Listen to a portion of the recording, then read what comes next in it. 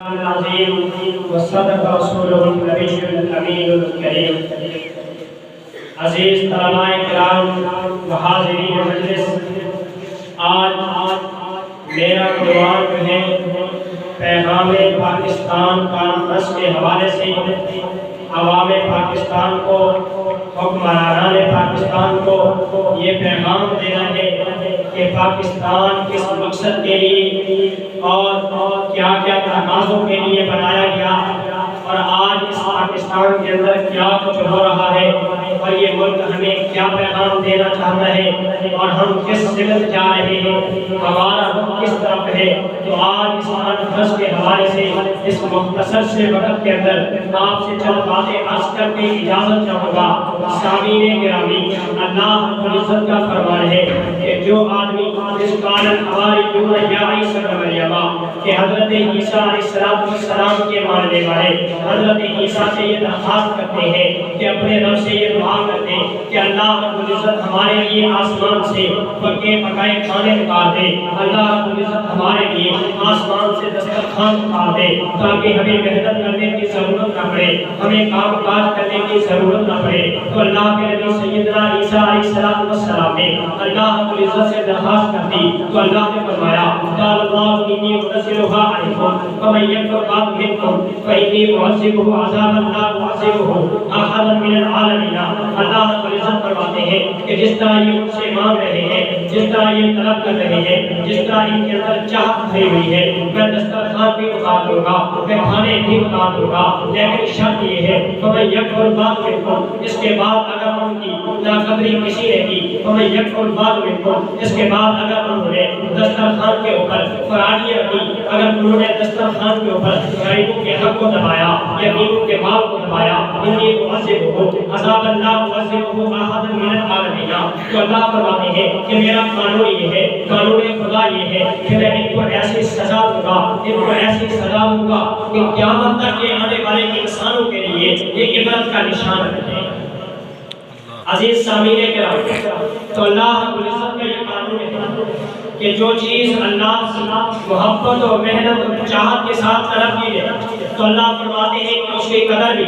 اسی طریقے پر کی ہے، اس کے ساتھ تعاون بھی اسی طریقے پر کی ہے، اس کی حفاظت بھی اسی طریقے پر کی ہے۔ تو ہم نے یہ ملک عظیم، یہ اپنی دھرتی، یہ اپنا دیش جو ہے اللہ رب العزت سے قربانیوں سے لے کر مانگا ہے، اور ہمیں دعاؤں سے مانگا ہے، اور بڑی محنت اور جان فشانی سے مانگا ہے۔ تو ہمیں چاہیے کہ ہم اس کی قدر بھی کریں، اس کی نعمتوں کی بھی قدر کریں، اور یہ خود بھی اللہ کی ایک عظیم نعمت ہے۔ اگر آج ہم اس کی قدر نہیں کریں گے تو اللہ رب العزت نے جس طرح بنی اسرائیلیوں کو عبرت کا نشان بنایا تھا کہ اس ملک کے اندر رہنے والے بھی اللہ رب العزت کے عقاب کا شکار ہوں گے، اللہ کی سزا کا شکار ہوں گے۔ اس لیے ملک پاکستان کے اندر رہنے والوں کو یہ ملک عظیم یہ پیغام دیتا ہے، یہ کانفرنس یہ پیغام دیتی ہے کہ ہم سب آپس میں مل جل کر رہیں، اتحاد سے رہیں، اس کی ترقی کا خیال رکھیں، اس کی معیشت کا خیال رکھیں، اس کی معاشرت کا خیال رکھیں، اس کے امن کا خیال رکھیں، اس کے استحکام کا خیال رکھیں۔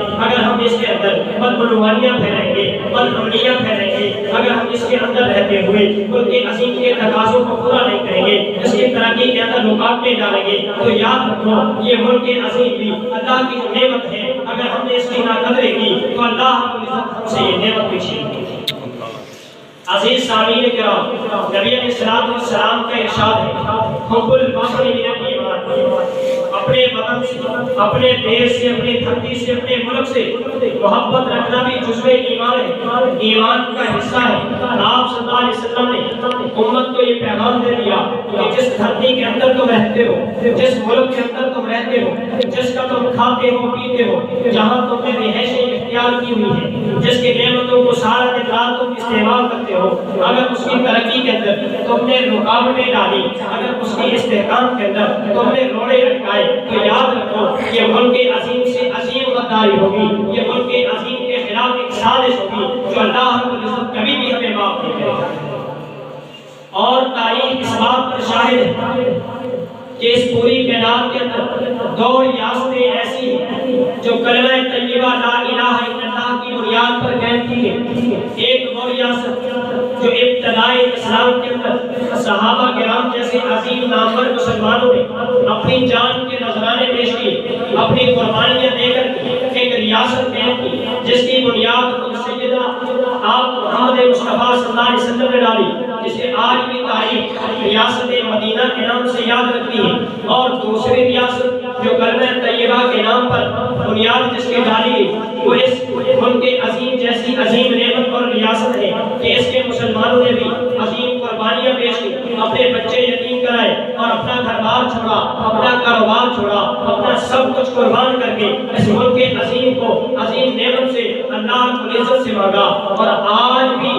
یہ عظیم نعمت ہے، اگر ہم اس کی قدر نہیں کریں گے تو یہ ان علماء سے، ان عوام سے، ان مسلمانوں سے جنہوں نے قربانیاں دے کر کے ملک سنوارا تھا، جنہوں نے قربانیاں دے کر کے ملک الگ لیا تھا، کہ وہ یہ سوچتے تھے کہ مسلمان الگ رہیں گے، مسلمان ایک خطے کے اندر رہیں گے، مسلمان اپنی عبادات کے اندر آزاد ہوں گے، مسلمان اپنے گھروں کے اندر آزاد ہوں گے، ان پر کسی قسم کا ظلم و جبر نہیں ہوگا، مسلمانوں پر کسی قسم کا کوئی دباؤ نہیں ہوگا۔ اور مسلمانوں نے قربانیاں اس لیے پیش کی تھی، اگر آج ہم ملک کے اندر رہتے ہوئے دنگے فساد کرتے ہیں، ملک کے امن کو خراب کرتے ہیں، تو یہ ملک کی قربانیوں کو رائے گا کرنے والی۔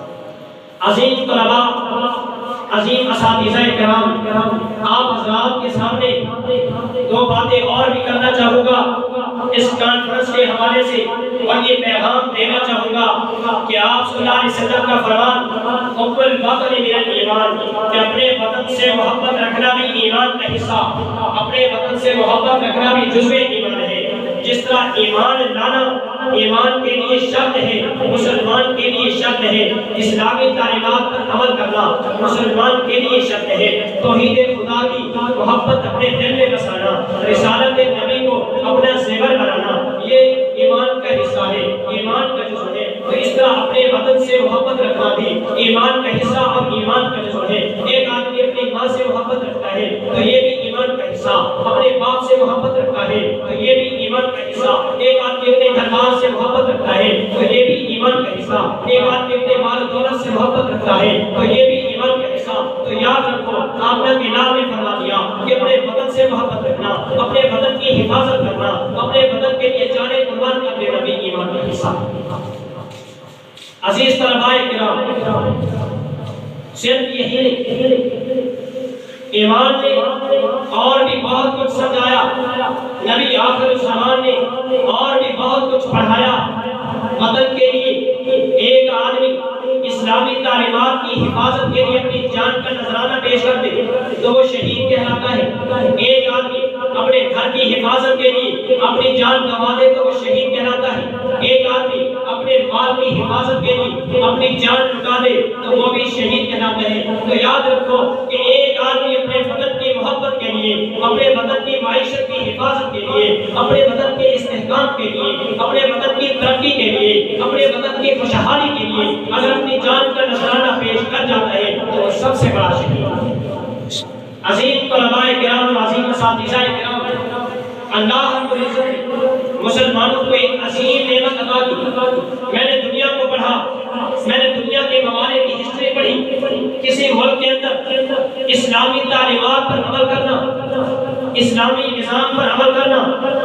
اتنا آزادانہ ماحول نہیں۔ کوئی آدمی کسی ملک کے اندر رہتا ہے تو کہیں اس کو نماز پڑھنے میں دشواری ہے، کہیں اس کو اذان دینے پر پابندی، کہیں قرآن کی تلاوت پر پابندی، کہیں روزہ زکات پر پابندی۔ لیکن ملک عظیم یہ پاکستان ایک ایسی نعمت ہے کہ ہم یہاں پر رہتے ہوئے اپنی تمام تر عبادات جو ہیں آزادی سے ادا کر سکتے ہیں۔ وہ الگ بات ہے کہ ہم نے آزادانہ طور پر رہتے ہوئے بھی، ملک کے اندر رہتے ہوئے بھی، ملک کی ہر شے کو استعمال کرتے ہوئے بھی اس بنیاد پر جس بنیاد پر یہ ملک عظیم بنایا گیا تھا، ان لوگوں کے لیے جنہوں نے اس ملک کے لیے قربانیاں دی تھی، آج ہم نے وہ سب کچھ بھلا دیا۔ آج ہم نے ملک کے اندر رہتے ہوئے اس کی ہر چیز کو استعمال کرتے ہوئے اپنے مقاصد اور اپنی خودغرضیاں نکالی اور ملک کے عمل کو خراب کیا۔ عزیز سامعین کرام، اللہ رب العزت آج بھی وہی جو صحابہ کرام کے دور کے اندر خدا تھا، آج بھی اللہ وہی ہے۔ صحابہ کرام کے دور کے اندر جو نظام تھا، کائنات کا جو نظام صحابہ کے دور میں تھا، آج بھی وہی نظام ہے۔ صحابہ کے دور میں جو نبی تھا، آج بھی وہی نبی ہے۔ صحابہ کے دور کے اندر جو جو آسمان و زمین تھے آج بھی وہی آسمان و زمین ہے۔ صحابہ کے دور کے اندر اللہ کا جو قانون تھا آج بھی وہی قانون ہے۔ انہوں نے اپنے ریاست کے لیے، اپنے شہر کے لیے، اپنے وطن کے لیے قربانیاں پیش کر دی۔ انہوں نے اپنے وطن کی حفاظت کے لیے جانیں پیش کر دی، اپنا سب کچھ چھوڑ دیا اپنے وطن کی حفاظت کے لیے، اپنے نظام کی حفاظت کے لیے، اپنے مذہب کی حفاظت کے لیے، اپنی شریعت کی حفاظت کے لیے۔ لیکن آج بھی ان کا نام پوری تاریخ کے اندر آب و تاب سے زندہ ہے، اور اللہ رب العزت ایسے لوگوں کی قربانیاں نائگہ نہیں جانے دیتے۔ اللہ رب العزت رہتی دنیا تک بلکہ قیامت کے صبح تک ایسے لوگوں کا نام ہمیشہ روشن رکھیں گے۔ اور آج بھی اللہ کا یہی قانون ہے کہ اگر ہم اپنے ملک کی حفاظت کرتے ہیں، اپنے ملک کے لیے جان کا نذرانہ پیش کر دیتے ہیں، اس کے استحکام کے لیے، اس کی ترقی کے لیے، اس کی خوشحالی کے لیے، اس کے امن کے لیے اگر آج بھی ہم قربانی پیش کر جاتے ہیں تو تاریخ ہمیشہ ہمیں عظیم نامور مجاہدین کے نام سے یاد رکھے گی، اور تاریخ ہمیں ہمیشہ عظیم مسلمانوں کے نام سے یاد رکھے گی، اور رہتی دنیا تک ہمارا نام بھی روشن کیا۔ یہ پاکستان اللہ رب العزت کا ایک عظیم قدرت کا کرشمہ ہے، اور اللہ رب العزت یہ ایسے ہماری جھولی کے اندر نہیں ڈال دیا کہ ہم نے جا کر کے مانگا ہو اور انہوں نے ہمیں الگ کر کے دے دیا ہو، ایسی بالکل بات نہیں۔ اس کی بنیادوں کے اندر ہزاروں لاکھوں لوگوں کا لہو شامل ہے، اس کی بنیادوں کے اندر ماؤں کی دوپٹے شامل ہیں، بہنوں کے آنگن شامل ہیں، بچوں کے روتے سسنیاں شامل ہیں، باپوں کی جوانیاں شامل ہیں، بوڑھوں کے بڑھاپے شامل ہیں۔ یہ بنیادیں ایسی نہیں ڈالیں گی، لاکھوں مسلمان اپنی قربانیاں پیش کر یہ ملک عظیم سنوارا تھا۔ آج ہم ان کی قربانیوں کو پسے پشت ڈال رہے ہیں، ان کی قربانیوں کو نظر انداز کر رہے ہیں، اور ہم پاکستان کا جو ہے امن خراب کر رہے ہیں، اس کے اندر بے بنیادی ڈال رہے ہیں، بے برکتی ڈال رہے ہیں، اور اس کے نظام کو خراب کر رہے ہیں۔ تو یاد رکھو اللہ رب العزت نے ہر طرف سے ہمیں جو یہ مصیبتیں ڈال رکھی ہیں، اللہ رب العزت کی طرف سے جو نظر رحمت پھیری جا چکی ہے، یہ اسی وجہ سے ہے کہ آج ہم نے اپنے ملک کو جس مقصد کے لیے حاصل کیا تھا ہم نے وہ مقصد چھوڑ دیا۔ دعا ہے اللہ رب العزت مجھے بھی اور آپ کو بھی اور تمام مسلمانوں کو اپنے ملک عظیم سے محبت کرنے کی، اس کی ترقی کے لیے دعائیں کرنے کی، اس کی خوشحالی کے لیے سجدے کرنے کی، اور اس کی اضافے اور بڑھوتری کے لیے ہمیں ہر وقت کوششیں کرنے کی توفیق عطا فرمائے۔ دعا ہے۔